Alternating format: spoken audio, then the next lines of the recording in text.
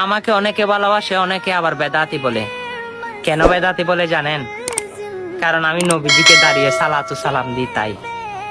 আমাকে অনেক মাজার পূজারি বলে। কেন বলে জানেন? যাদের দ্বারাই আমরা ইসলাম পেয়েছি, ওলিয়া উলিয়াদেরকে আমি সম্মান করে তাদের মাজারে জিয়ারত করতে যাই বলে। আমাকে অনেকে বেদাতি বলে। কেন বলে জানেন? কারণ আমার নবীকে আমি নূরের নবী মনে করি তাই। আমাকে অনেক বেদাতি বলে। কেন বলে জানেন? কারণ আমার নবীর সম্মান রক্ষার্থে, সম্মান বাড়াতে গিয়ে আমি আমার নবীকে জানের চাইতে বেশি ভালোবাসি তাই।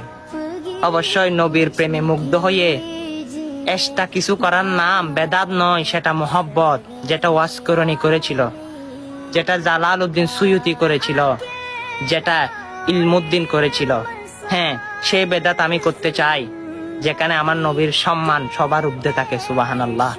সেই বেদাত আমি করতে চাই যেখানে আমার নবীর সম্মান আমি সবার উপরে নিয়ে যেতে চাই।